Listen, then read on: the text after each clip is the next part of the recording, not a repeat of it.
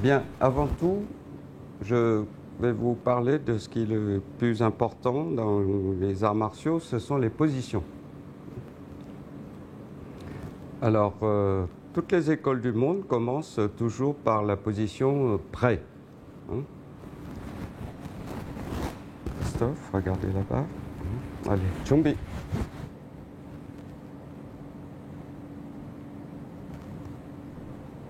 Voilà. Il s'est mis dans une position qu'on va dire académique. Ce qu'il recherche dans cette position, c'est à être beau, être juste, à ressembler à ce que demande son école. Alors que dans une position, il faut chercher à être bien. Le bien-être, comme quand vous êtes assis dans un fauteuil ou sur une chaise, n'importe, vous ne cherchez pas à être beau, mais vous cherchez à être bien. Alors là, je vais lui dire déjà de se détendre, voilà, de plier un peu ses genoux, de se sentir à l'aise, de se décontracter. Voilà. Et là, théoriquement, il est en train de vivre sa position et de ressentir sa position, ce qui lui permet de réagir à partir de cette position très vite. Alors que s'il est bloqué, figé, bloquez-vous, figez-vous, comment pouvez-vous réagir? En parlant des positions, nombre d'écoles ont des positions plus ou moins différentes. De face, de profil, cavalier, le tigre, le chat, enfin qu'importe les positions. Ce qui est essentiel, c'est toujours de se sentir bien dans les positions et non pas de se sentir juste, comme je disais précédemment. On doit toujours être à l'aise, quelle que soit la position qu'on prend. Voici un exemple de position, disons, académique. Chumbi. Voilà, une position que toutes les écoles pratiquent, la position de face. Allez-y. Voilà. Quand je regarde cette position, je trouve que il est extrêmement gêné. Il a la jambe arrière complètement raide, ce qui ne lui permet pas de vivre, d'avoir de la vie dans la jambe, parce qu'elle est trop raide. Alors qu'elle doit être juste tendue, voilà, tendue. Comme on est debout, quand on est debout, on a la jambe tendue. Voilà, on est tendu. Tout le monde a la jambe tendue. Personne n'a les jambes raides. On confond, beaucoup de gens confondent le mot tendu et raide. J'ai le bras tendu, je tends ma main, je tends mon bras, mais je n'ai pas le bras raide. Tendu, c'est tendu, voilà. Pas raide. Donc, une jambe tendue, voilà, la jambe est tendue. Elle est souple. Le pied d'appui est déjà prêt, reculer un peu, est déjà prêt pour nous permettre d'avancer, puisque c'est le but. Le pied arrière est prêt aussi pour nous permettre de reculer. Exemple, avancer, voilà, reculer. Voilà, on est à l'aise, exactement comme quand on marche. On doit retrouver la même aisance, si on maîtrise, je dis bien, nos positions, c'est de retrouver la même aisance, quelle que soit notre position, comme on marche dans la vie. Quand on marche, on est à l'aise. Quand on prend une position, que ce soit, voilà, une position de profil, quand on avance, quand on recule, on doit se sentir à l'aise. Position de face, c'est la même chose. On doit se sentir à l'aise. Mais si on est étriqué, si on est gêné, on n'a pas maîtrisé la position, c'est la position qui nous maîtrise.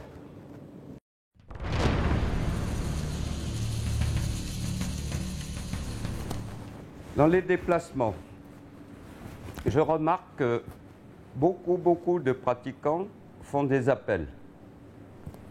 C'est-à-dire, pour aller d'un point à un autre, il faut qu'ils transitent par un autre point. Donc, ils font un appel. Et cet appel ne leur permet pas d'être rapide, puisqu'ils préviennent. Hein, ce qu'on appelle en termes art martialistes, le téléphone. Les appels prouvent que, comme je l'ai dit dernièrement, qu'on n'a pas maîtrisé nos positions. Si on maîtrise notre position, je le remonte encore, voilà, on est dans une position. Si on se sent à l'aise, ça veut dire qu'on a maîtrisé notre position. On peut se déplacer comme on veut, facilement. Par là, derrière, à droite, demi-tour. Il n'y a pas de problème, parce qu'on l'a maîtrisé. On a englobé notre position. La position est devenue, en quelque sorte, un outil. Hein? Un outil qu'on maîtrise, naturellement. Alors que, si c'est le contraire, si c'est l'inverse, voilà ce que ça donne. Voilà. Philippe va avancer, et avant d'avancer, pour avancer, il doit transiter, il va faire ça pour pouvoir avancer. Alors, 1, 2, 1, 2, 1, 2. Pour reculer, c'est exactement la même chose. Pour pouvoir reculer, la plupart des pratiquants vont lever le talon arrière, hein, pour pouvoir reculer. Allez-y, 1, 2, 1, 2. Levez le talon arrière. 1, 2. Parce qu'il ne se sent pas à l'aise. Quand vous reculez dans la rue, vous êtes debout, vous reculez, voilà. Vous voyez? Vous avancez, voilà. Vous reculez, voilà. Vous reculez pas comme ça, regardez. Vous ne faites pas ça. Vous reculez. Quand vous avancez dans la rue, vous ne faites pas ça. Si vous faites ça, c'est qu'il y a un problème. Et le problème qu'on rencontre chez beaucoup de pratiquants d'arts martiaux, c'est celui-ci. Voilà. C'est parce qu'ils n'ont pas encore bien maîtrisé leur position. Maintenant, Philippe va le faire correctement, va avancer sans appel. 1, 2, en reculant, 1, 2, voilà. Il va vous le montrer de face. 1, 2, 3, allez.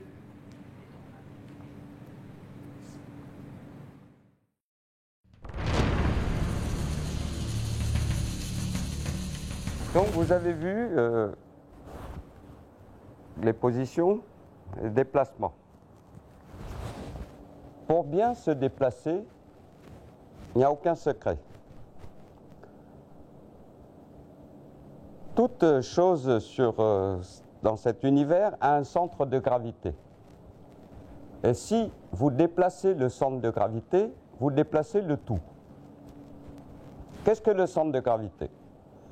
Le centre de gravité, c'est le centre de notre corps qui se situe à peu près, je dis bien à peu près, par là. Hein. Certaines écoles disent que c'est à 2 cm du nombril, d'autres écoles disent à 2,6 cm. Je ne sais pas. Moi, je sais que humainement, c'est à peu près par là. Donc, c'est le centre de gravité. Avant de pouvoir déplacer un centre de gravité, faut-il d'abord le comprendre et le sentir. Je vous donne un exemple. Si je me mets sur une jambe et que j'essaye d'être en équilibre, en règle générale, les gens vont essayer de raidir, contracter leurs jambes d'appui et se tenir. Ils y arrivent, mais c'est extrêmement difficile. Et ils sont toujours instables. Alors que si on essaye de placer notre centre de gravité, voilà, par rapport à cette nouvelle forme, on a l'aisance. Voilà, on place le centre de gravité et on trouve l'aisance. Alors que si on est raide comme ça, sur la jambe d'appui, on n'est pas du tout dans l'aisance, on est gêné. Donc avant tout, il faut ressentir, comprendre et ressentir notre centre de gravité qui est là. Donc pour se déplacer, il faut pouvoir déplacer notre centre de gravité. Hein? Vous allez voir Alain, voilà, très bien, voilà, c'est bon, voilà. En reculant,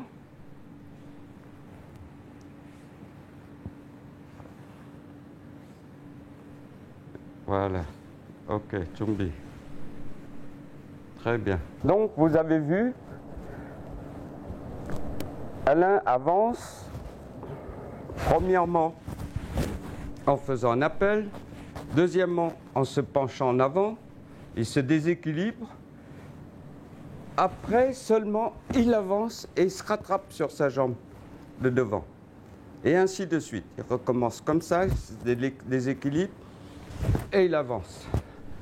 Alors qu'il faudrait qu'il fasse quoi?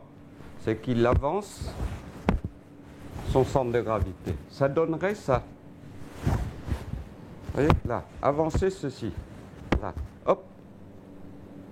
Reculer ceci. Hop. Voilà. C'est ceci qu'il faut déplacer. Vous allez là, vous déplacez ceci. Voilà. Vous allez en arrière, vous tournez ceci. Voilà. Oh. Pour pouvoir faire ça, il faut d'abord le ressentir. Tant qu'on ne ressent pas, c'est comme dans la vie. Si vous ne ressentez pas votre stylo, comment pouvez-vous écrire? Hein? Donc il faut ressentir ceci. Alors Alain va vous montrer comment il faut faire pour que ça soit bien.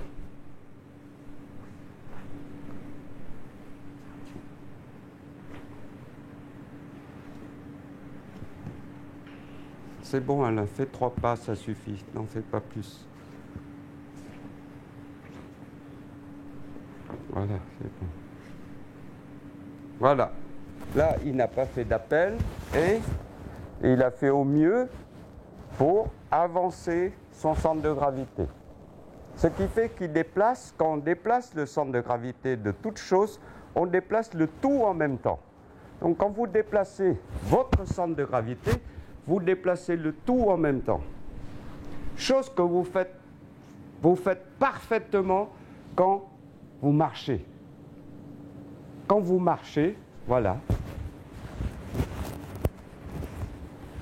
Vous déplacez tout, sans exception. Si quelqu'un vous filme, on ne peut pas savoir quelle partie de votre corps avance d'abord. C'est impossible. Parce que, inconsciemment, naturellement, vous déplacez votre centre de gravité. Donc, il faut pouvoir le faire dans les techniques d'arts martiaux.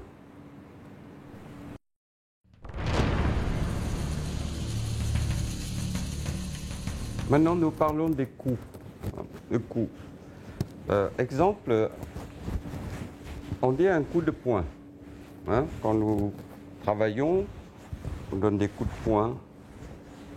Mais la plupart des gens mettent la force dans le bras. Voilà, dans le bras.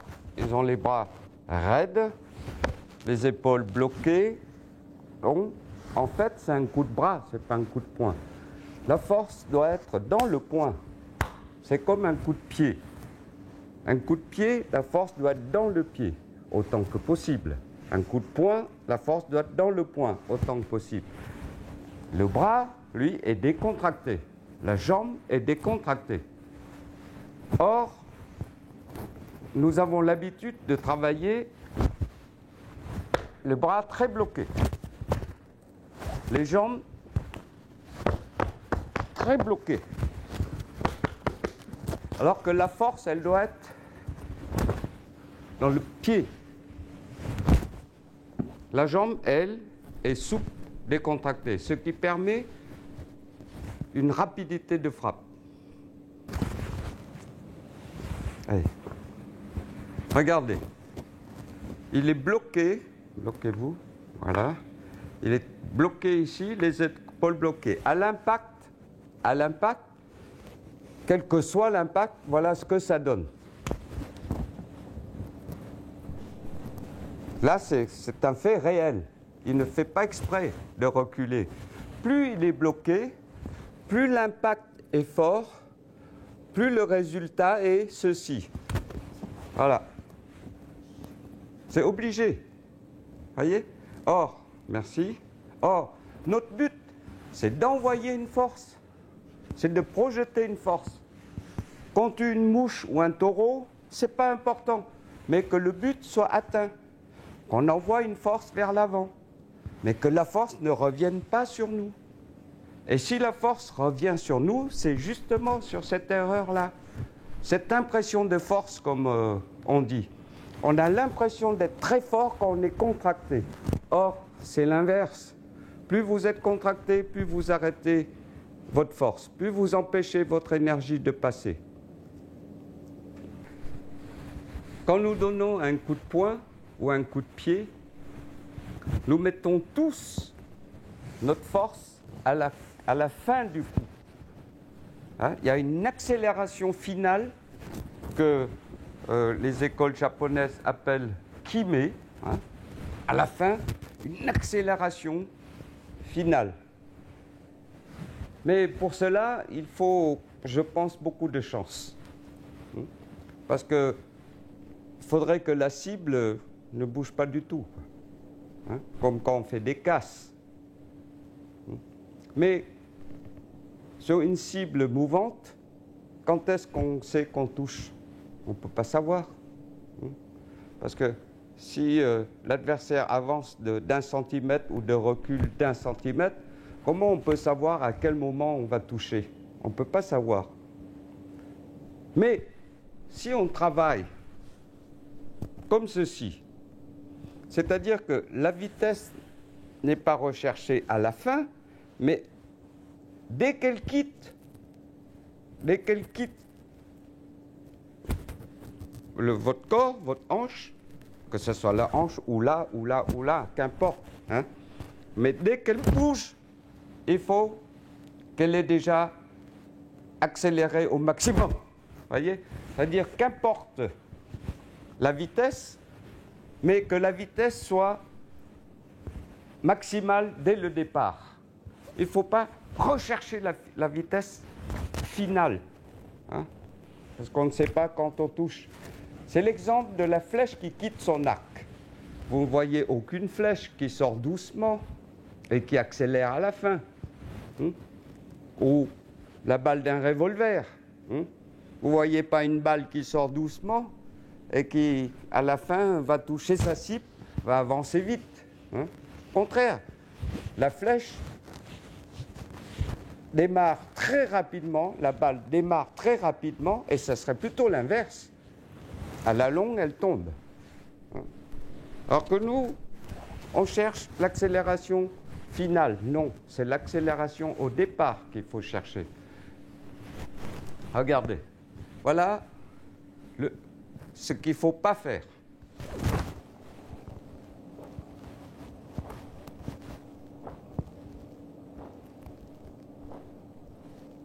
Voilà, stop. Vous voyez, on voit nettement son poing qui sort, doucement, et qui accélère à la fin. Alors que c'est l'inverse. Il vaut mieux arriver doucement s'il le faut, mais dès le départ, avoir une accélération maximale. Montrez.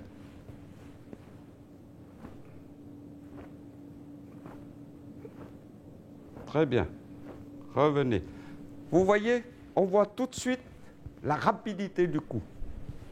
Le fait de penser à aller vite au départ fait que notre coup presque double de rapidité et de vitesse.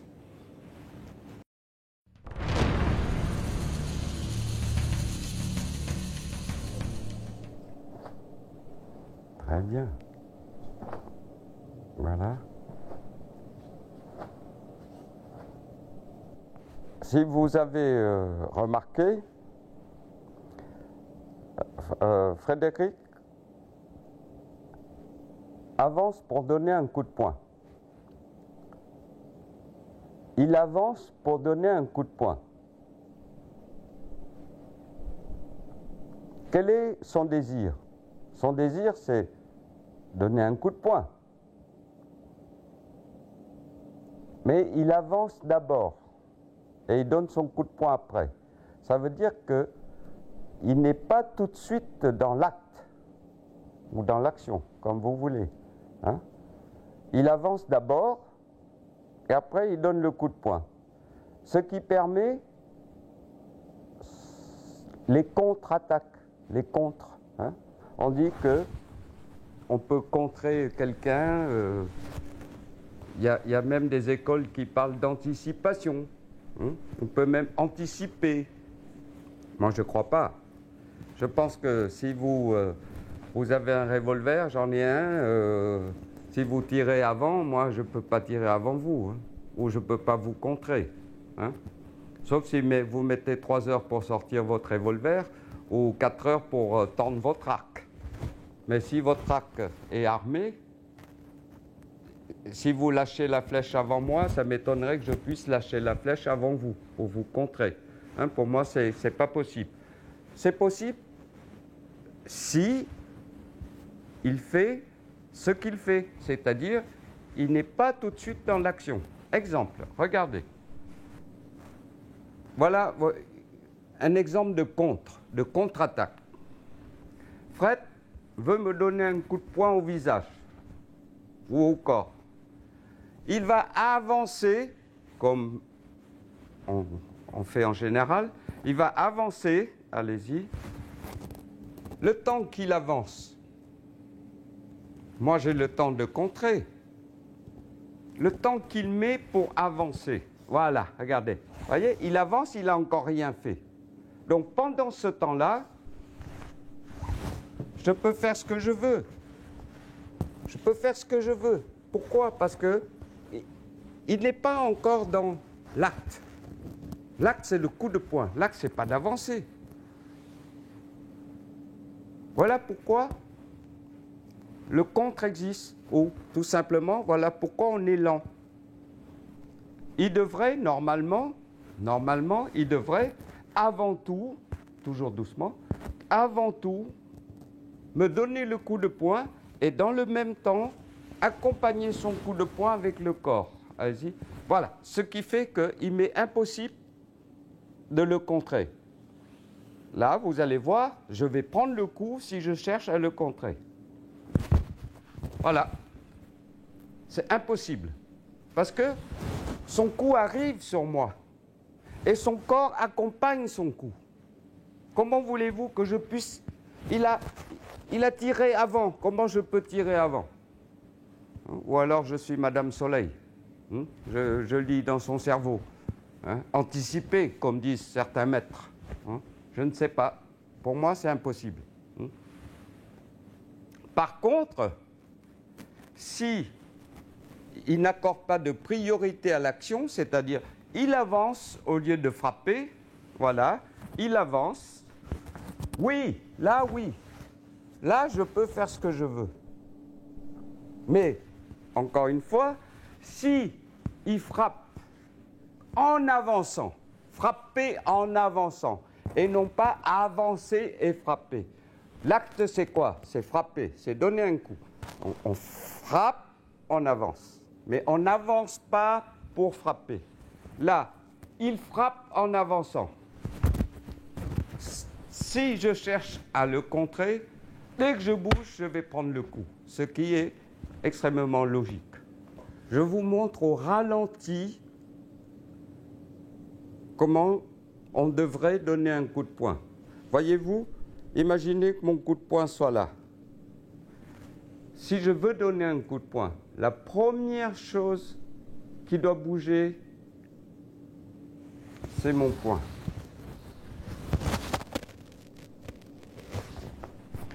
Imaginez que mon coup de poing soit là, que ma garde soit comme ça, hein, c'est un exemple, et que je veux lui donner un coup de poing.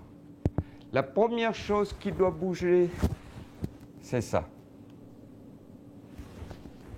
Imaginez encore ceci, que mon coup de poing soit dans mon dos. Voilà, et que je sois comme ça. La première chose qui doit bouger, c'est ceci. Donc, vous voyez qu'il y a une unité parfaite entre l'acte et le corps. Et rapidement, ça donnerait ceci.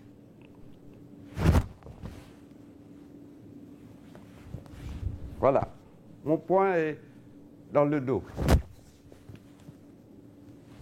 Rapidement, ça donnerait ceci. C'est-à-dire qu'on ne me voit pas me déplacer. On voit l'acte et le corps qui suit.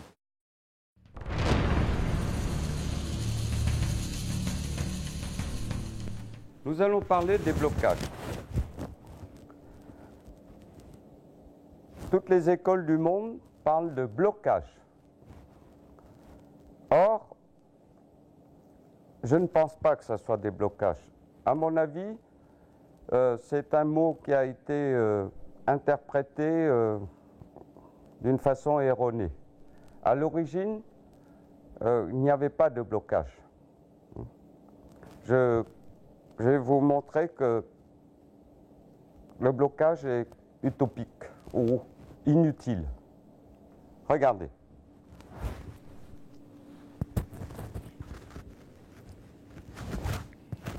Voilà. Stéphane va m'attaquer au visage, par exemple. Hein. Allez-y. Voilà, j'ai bloqué. Voyez-vous? C'est pas mal, hein, ça paraît bien. J'ai bloqué le coup. Mais regardez, si à la place de faire ce blocage, je faisais ceci. Voilà, on rigole un peu, on plaisante. Je me gratte la tête. Le résultat serait le même. Ai-je besoin de bloquer? Est-ce que j'ai besoin de me protéger, d'éviter un danger qui n'existe pas? Un blocage sous-entend, voilà, j'ai enlevé un danger. Mais le danger n'arrivant pas, ne nous touchant pas, puisqu'on a déjà fait une esquive, pourquoi doit-on aller bloquer? On recommence. Voilà, encore un autre blocage. Je suis à 3 km de lui. Il n'y a aucun danger. Pourquoi est-ce que je vais bloquer? On revient. Donc, sur le même principe, que ce soit coup de pied, coup de poing, n'importe quel coup qu'on reçoit, on fait des blocages. Mais on est à 3 km du coup. Alors pourquoi dit-on blocage? Ce ne sont pas des blocages. En réalité, dans le temps, ce sont des coups qu'on donnait. Hein. Et normalement, on devrait continuer à penser coup. Parce que le fait de penser qu'on donne des coups, déjà, on frapperait plus fort. Le fait de penser qu'on bloque, on devient moins fort. C'est humain. On est entraîné par le cerveau. Et quand on pense je bloque, on va le faire doucement. Si on pense je tape, systématiquement, on va être plus fort. Donc, voilà ce qu'on devrait faire. Oui. Voilà. Voilà. c'est ça. Voyez, en réalité, on a esquivé et on cherche à blesser, à faire mal à l'adversaire. On esquive, on cherche à faire mal, à taper et non pas bloquer. La réalité, c'est ça. Mais je ne sais pas pourquoi c'est devenu blocage.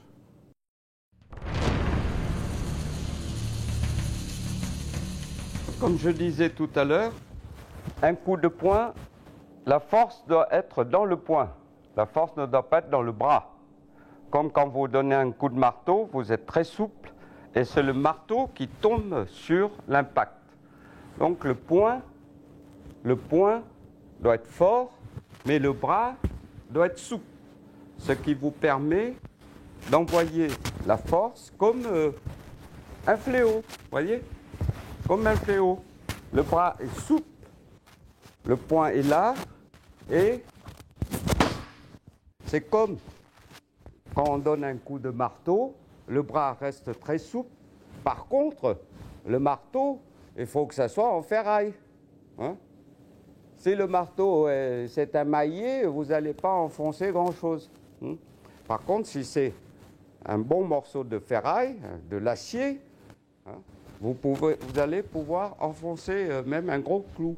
Donc, ceci est la force, ceci c'est comme une ficelle, et là, voilà, donc la force, on doit la sentir là, là, il n'y a rien, et on balance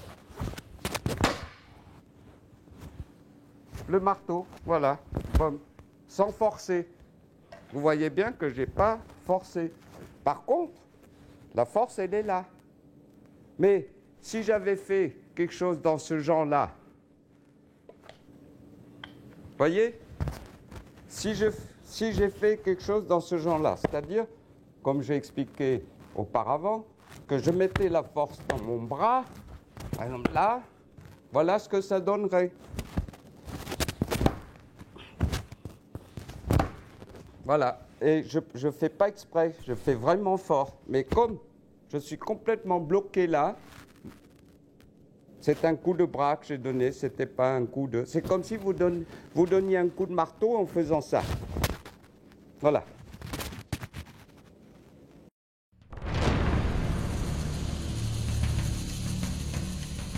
Donc vous avez vu, je vous ai présenté en gros les bases qu'il faut travailler pour pouvoir évoluer aisément dans votre discipline, quelle qu'elle soit. Et maintenant,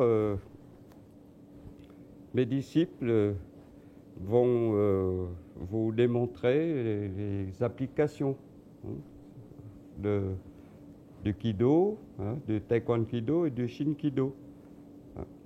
Voilà, donc je laisse place à Maître Rémi Mollet qui va vous présenter les applications. Chariot, Kyongye. Chariot, Kyongye.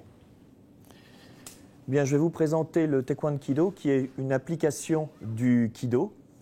Tout ce que vous a montré Maître Michel Morlon, tous les principes qui permettent d'améliorer ses capacités au niveau des percussions, on peut adapter ces mêmes principes aux clés et aux contrôles articulaires.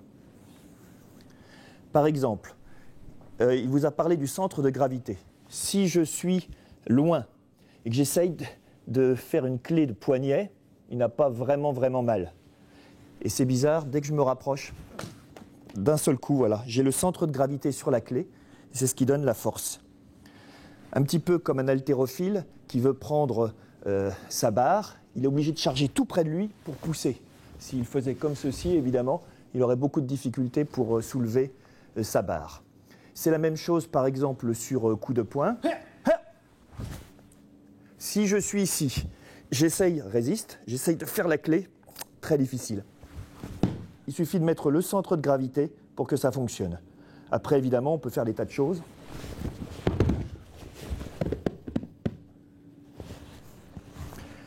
C'est une application. Donc, de la même manière, sur coup de poing, toujours rester prêt. Si j'esquive et je suis loin, ça va être difficile pour moi d'enchaîner une clé. Par contre, si je suis tout près, pas de problème pour enchaîner la suite. C'est-à-dire...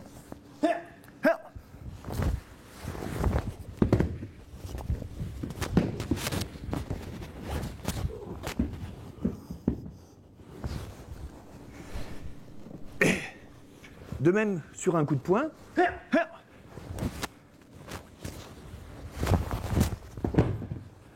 ce genre de contrôle est possible à partir du moment où je suis tout près de lui. Dès que je suis loin, c'est très difficile. Alors il y a des choses qu'on peut appliquer. Par exemple, sur coup de pied, Yopchagi, la clé peut se faire aussi sur les jambes. Évidemment là, c'est difficile, mais dès que j'avance,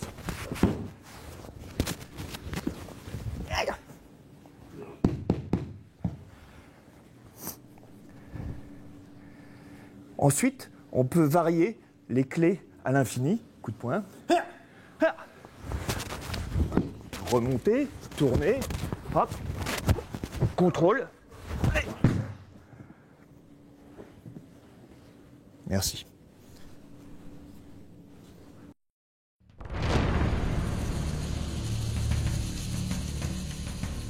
Je voulais vous dire qu'il nous reste encore 2 parties à travailler, la partie mentale et une partie philosophique, spirituelle. Côté mental, vous permet d'être attentif. La pensée est comme le physique.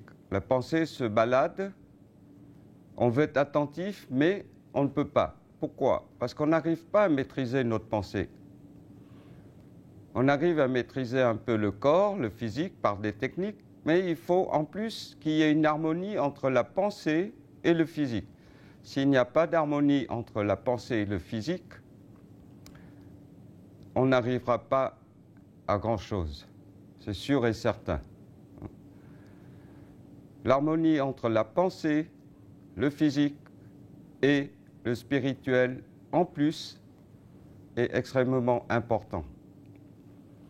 Nous parlons de respect de soi, de respect des autres, mais si on ne comprend pas trop ce qu'on sait, parce qu'entre le savoir et la compréhension, ce sont 2 choses différentes. Nous apprenons beaucoup de choses, mais nous comprenons peu de choses. Dans nos cours, nous apprenons à comprendre ce que nous savons, ce que nous apprenons. Apprendre, avoir un savoir, c'est bien, mais le comprendre, c'est le plus important. Et le fait de vous comprendre vous permet de comprendre ce qui vous entoure, vous permet de vous respecter et de respecter ceux qui vous entourent. On nous enseigne toujours à respecter les autres. Mais, étant donné qu'on ne se respecte pas soi-même, parce qu'on ne se comprend pas, non pas parce qu'on ne veut pas, parce qu'on ne se comprend pas, alors on ne peut pas comprendre l'autre. Et comme on ne peut pas comprendre l'autre, on ne peut pas respecter l'autre. Donc le respect de l'autre doit passer par le respect de soi. Le respect de soi doit passer par la compréhension de soi.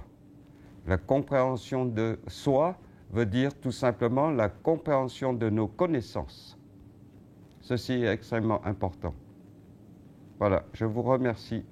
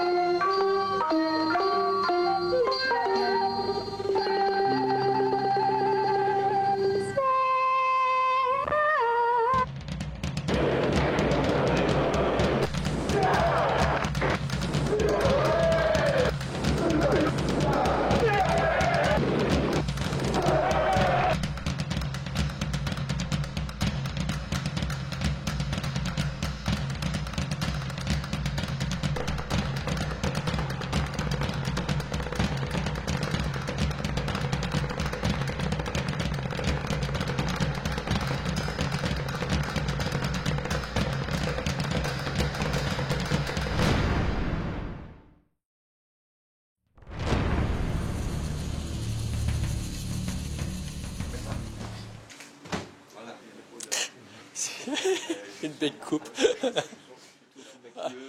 L'arrêt au milieu. Merci, Merci maître.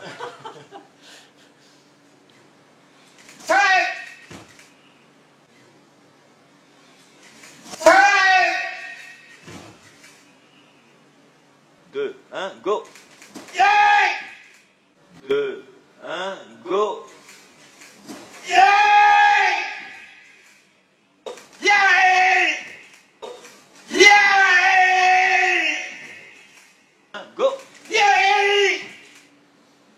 Go.